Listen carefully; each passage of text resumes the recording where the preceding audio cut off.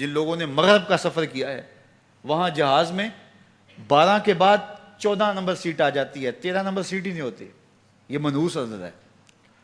یعنی آج وہ کہیں اڑانے بھر رہے ہیں اور کہاں سے کہاں پہنچ گئے ہیں، لیکن یہ ذوف الاعتقادیہ پوری دنیا کے اوپر موجود ہے.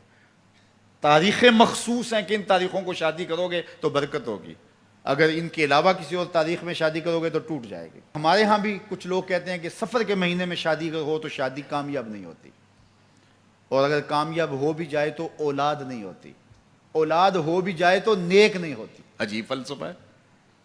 سیدہ فاطمہ تو زہرا رضی اللہ تعالی عنہا کی شادی حضرت سیدنا علی المرتضیٰ رضی اللہ تعالی عنہ سے سفر کے مہینے میں ہوئی. مجھے بتاؤ ایسی کامیاب شادی بھی کوئی ہو سکتی ہے، اور ایسا اچھا جوڑا بھی کوئی ہو سکتا ہے؟ اور پھر کہتے ہیں اولاد نہیں ہوتی، حسن حسین اور زینب پیدا ہوئے. ایسی اولاد بھی ہو سکتی ہے. اچھا اولاد ہو جائے تو نیک نہیں ہوتی. مجھے بتاؤ حسین جیسا نیک کون ہوگا، حسن جیسا نمازی کون ہوگا، اور زینب جیسی پردے دار کون ہوگی؟ تو یہ لوگوں کی اپنی خواہشات ہیں، زبان پہ جو کہہ دیے لوگ وہی مان گئے. میں نے دیکھا ہے کہ بعض اوقات لوگ 1 گھنٹے کی تقریر سننے کے بعد بھی پھر بھی کہتے ہیں نہیں اصل ہمارے خاندان میں وہ واقعی منحوس ہے. فرق تو پڑتا ہے. جب اللہ کے محبوب نے کہہ دیا لا تیارہ، کوئی منحوس نہیں ہے، نہ دنوں میں منحوس، نہ ساعتوں میں منحوس، نہ افراد میں منحوس. ہمارے الو بھی منحوس نہیں ہے. تمہارے اندر کی برائیاں ہیں جو مجسم ہو کے تمہارے سامنے آتی ہیں، اس لیے کوئی منحوس نہیں. ہمارے والدین نے بچپن میں ہی ہمیں یہ باتیں اچھی طرح سے ازبر کروائیں اور ہماری تربیت اس طرح کی کہ ہم الحمدللہ کبھی بھی ذوف الاعتقادی کا شکار نہیں ہوئے.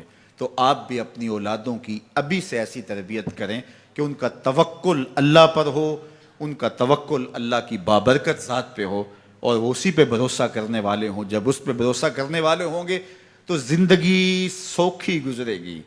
کبھی مشکل آ بھی جائے گی تو پریشانی نہیں ہوگی کہ دیکھیے کبھی خنداں کبھی گریاں، کبھی اللہ کچھ عطا کرتا ہے کبھی کچھ عطا کرتا ہے.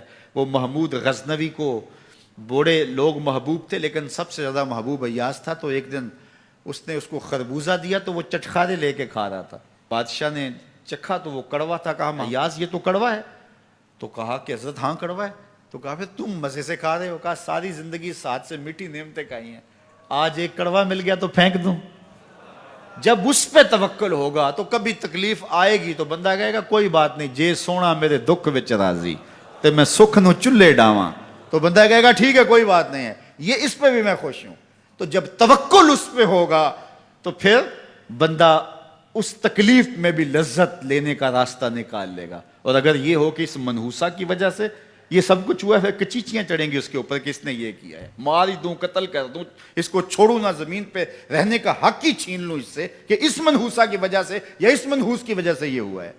کوئی کسی کی وجہ سے نہیں ہوتا. یہ ہماری اپنی بدعمالیوں کی سزا ہے. اگر کوئی ہمیں نقصان در نقصان ہو رہا ہے تو توبہ کریں، اپنے گناہوں پہ غور کریں. کسی سے دھوکہ تو نہیں کر رہے، کسی کا دل تو نہیں دکھایا، ظلم تو نہیں کیا، اپنے ماں باپ کی نافرمانی تو نہیں کی. اور اگر ہمیں خیر پہنچ رہی ہے تو اللہ کا شکر ادا کریں.